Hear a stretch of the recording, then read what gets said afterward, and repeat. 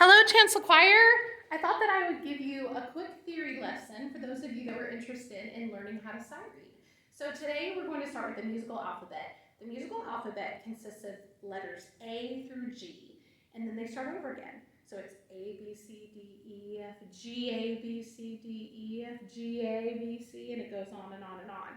And so I'm going to help you figure out where those pitches, those letter names, go on the treble clef, right? So here's my treble clef itself. You've seen that. Usually on the treble clef and therefore in the treble staff, we have the higher voices sing. So it's usually sopranos and altos. Now tenors and basses, you can read and sing in the treble, but also in the bass clef. So in this video, we're not going to touch the bass clef.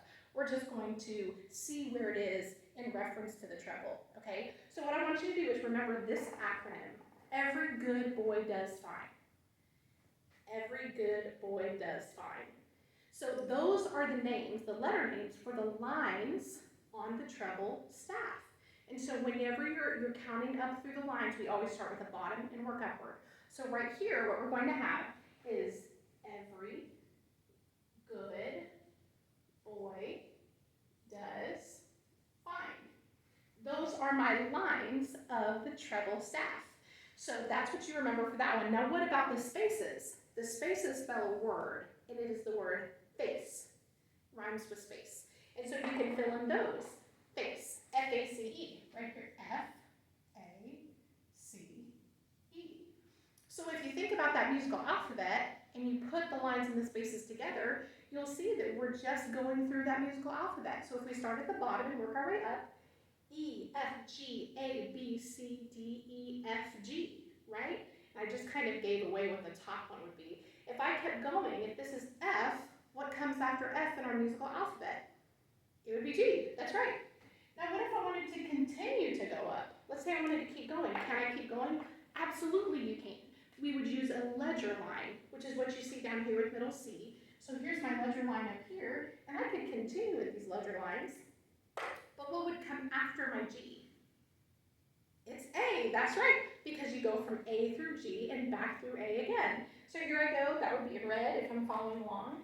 And it's the same thing if we go downward, okay? So I can see A, G, F, E, D, C, B, A, G, F, E. Then what is going to be the space underneath the treble staff? It's going to be, what's underneath E? D, that's right. And then we would come to our favorite middle ground, which is middle C. Middle C, and that goes in between the bass staff and the treble staff. So hopefully this helps you. And so when I say to Richard, can you give me that A that we start on? If I'm talking about the trebles, usually I'd be talking about this A. Unless you're Aubrey or Jude or Miss Roz, I'm not usually talking about that A, right?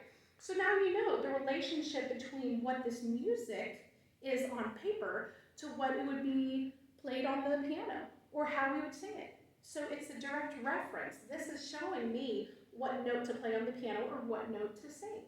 So hopefully this helped you a little bit. If you liked it, I can make some more videos. Just let me know. And I hope that you guys have a great day, and I'll see you on Wednesday. Thanks.